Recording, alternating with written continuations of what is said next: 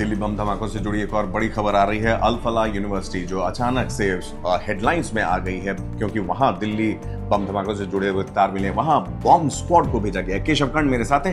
केशव कर्ण, इस यूनिवर्सिटी, इस कॉलेज का नाम आना अपने आप में इशारा करता है कहीं ना कहीं शैक्षणिक संस्थानों का इस तरह से रेडिकलाइज हो जाना। अब वहां बॉम्ब स्क्वाड भेजा गया, क्यों? क्योंकि वहां वो ब्रेजा कार तथाकथित तौर पर पाई गई है जो मिसिंग थी। इको स्पोर्ट कार स्विफ्ट, एक जो i20 इस्तेमाल हुई थी, और ये चौथी कार है ब्रेजा।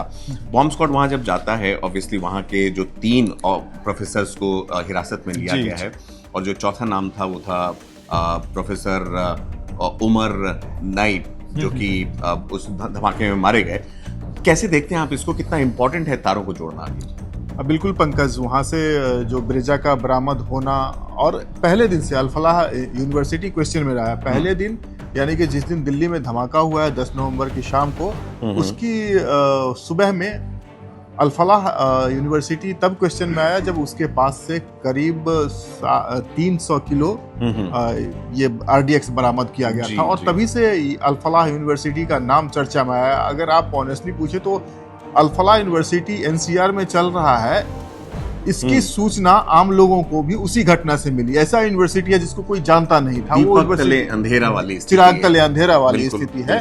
और कल वहाँ की जो कुलपति हैं, उनका बयान आया कि अल फलाह का इससे कोई लेना देना नहीं है। अल फलाह का इससे कोई लेना देना नहीं, इस मामले में खामखा इसे घसीटा जा रहा है। इसके स्टूडेंट्स, इसके टीचर्स उसमें शामिल नहीं है। जबकि जम्मू कश्मीर में जो वो डॉक्टर थे, उनको सस्पेंड किया गया था।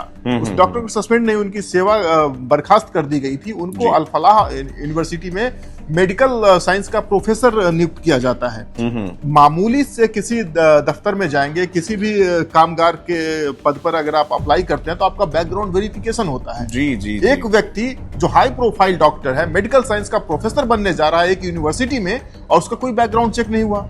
पुलिस रिकॉर्ड नहीं देखा गया कि उसका नाम किस मामले में आया है। नंबर 1 जी। नंबर 2, हमेशा एक गरीब टीचर के बेटे वाली बात आती थी।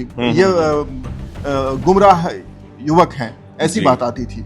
इसमें देखिए, इस फहरिस्त में कितने डॉक्टर्स के नाम है, ऊपर से नीचे तक सारे डॉक्टर्स के नाम है। अभी हमारे सहयोगी शिवेंद्र ने, आप वन इंडिया पर ये रिपोर्ट जरूर देखें, वहां के जो केयर टेकर हैं, जो पैरोकार हैं अल फलाह यूनिवर्सिटी के, उनसे आमने सामने बैठकर यूनिवर्सिटी के अंदर बातचीत की है कुछ घंटों पहले, और वो कह रहे हैं कि हम इसकी कड़ी मजम्मत करते हैं, हम इसकी निंदा करते हैं, ऐसा नहीं होना चाहिए था। And right under his nose this whole thing is allegedly playing out. मैं आप दर्शकों की जानकारी के लिए बता दूं, ये अल फलाह यूनिवर्सिटी जो है, ये दिल्ली से तकरीबन 45 किलोमीटर दूर फरीदाबाद के इलाके में पड़ता है। यही वो जगह है जिसे माना जा रहा है कि ये नर्व सेंटर था दिल्ली बम धमाकों को प्लान करने के लिए, जहां पर पिछले मंडे जो ब्लास्ट हुआ है उसमें लोगों की मौत हुई है। 4 नाम यहाँ पर सबसे इंपॉर्टेंट है। डॉक्टर उमर मोहम्मद, जो कि वो गाड़ी चला रहे थे जिसमें i20 जिसमें धमाके से उनकी मौत हुई।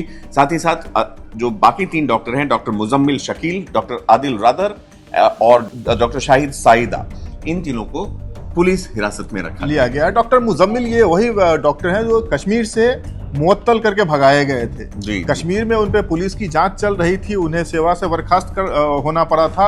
और ये डॉक्टर मुजम्मिल जो है, वो जम्मू कश्मीर डॉक्टर्स एसोसिएशन के चेयरमैन भी रह चुके हैं। अब देखिए, ये चेयरमैन होके क्या करते हैं, ब्रेन वॉशिंग करते हैं, इतने सारे युवाओं को बरगला के जोड़ते हैं। तो वो जो गरीब युवा, दिग्भ्रमित युवा, ये सब वाला थ्योरी जो है वो बस्ट हो चुका है। बिल्कुल, गरीब और इसमें सारे डॉक्टर्स हैं। एक बार को आप तो ये भी कह सकते हैं कि गरीब और दिग्भ्रमित का इस्तेमाल तो हम देश के बाकी हिस्सों से पिछड़े वर्ग से आने वाले लोगों के लिए भी करते हैं, लेकिन यहाँ मुझे लगता है संभ्रांत और अब जो एकम्प्लिश्ड हैं वो भी रेडिकलाइज होने की फहरिस्त में शामिल हो रहे हैं। चिंता की ये बात है, और on One India will be bringing you the latest in connection with this Delhi blast, and we will definitely track it down that how deep this rabbit hole goes.